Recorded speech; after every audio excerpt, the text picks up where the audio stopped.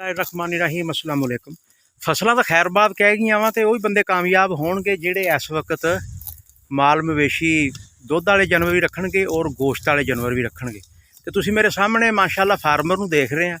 देखो दोपहर लगी हुई है, दोपहर दे विच भी किड्डे शौक दे नाल माल चरा रहा। तो अज नत्थ भी फड़ी हुई है। इनू पुछदे हाँ कि ये जिहड़ा पालिया होया वा सामने कट्टा भैंसा भी ये किन्नी उम्र आ, दोंदा कि चोगा वा? अस्सलाम वालेकुम जी। वालेकुम सलाम। की हाल है जी? ठीक हो? अल्हम्दुलिल्लाह। तुसीं सुनाओ? दोंदा कि चोगा? ये भाई जी दोंदा।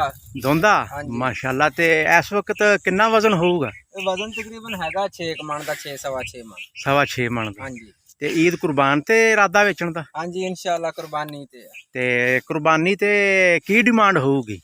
डिमांड तकरीबन उदों होएगी जी 5.5-6 लाख रुपया। 5.5-6 लाख। हाँ जी उम्मीद है इंशाअल्लाह मिलूगा? इंशाअल्लाह। हाँ इनू सांभांगे, हुण थोड़ी जी सर्दी आंदी है ना, इनू फिर सांभांगे ते वजन वधा जाएगा। तकरीबन 9-10 मन के करीब चल जाना है। माशाअल्लाह माशाअल्लाह 9-10 मन ते चला जाऊगा। हाँ जी बाकी सारी चीज़ अल्लाह खैर करेगा। ते किदां दी हुण खुराक देंगा फिर?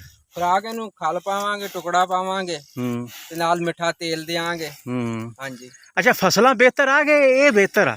जो हालात हुण बने पे आ हुण तां इहो ही बेहतर आ। फसलां च किहड़ी चीज़ दा तू की पैगाम देना चाहना अज? मेरा तां पैगाम इहो ही है कि जानवरां वाला काम ठीक आ। अच्छा फसलां वाले तां सारे घूसे च लथे पे। ओहो ओहो तुहाडे सामने आ किसे चीज़ दा रेट है ना, झोने दा ना कपाह दा। खादां स्प्रेवां देख लो किन्नियां महंगियां। अच्छा फिर ये किदां दी फार्मिंग लोग करन? वच्छे कट्टे की सामभण? बच्चे पाउण, कट्टे पाउण, दुध वाले डंगर। ज्यादा दुध वाला बेहतर आ। अच्छा ज्यादा दुध वाला बेहतर। चलो दोनों ही काम कर लैण। हाँ जी जे बचना तां ते फसल दे विच तां खर्चा कढ के कोई चीज़ नहीं बचदी। कोई शै नहीं बचदी। तिलां वाले भी गए आए? तिलां वाले तां तुहाडे सामने आ देख लो। तिलां वाला प्रोग्राम भी वड़ गया लै। हाँ जी। आ तिल सी के सारे बारिशां ने मारते। बारिशां ने। कपावां दा प्रोग्राम भी वड़ गया पर कपावां भी गई ते झोने नूं भी पत्ता लपेट खाधी खड़ी। झोने नूं भी ते झोने दा माशाअल्लाह जदों आउणा झोने दी फसल ने उदों व्यापारी ने कहना 2100 ले लो, 2200 ले लो, कुछ भी नहीं पल्ले। कुछ भी नहीं। चलो जी पैगाम यही आ, कहंदे कि तुसीं दुधेल जानवर ते गोश्त वाले जानवर ये पालोगे। आ वेख लो जी इक्को ही कट्टा माशाअल्लाह।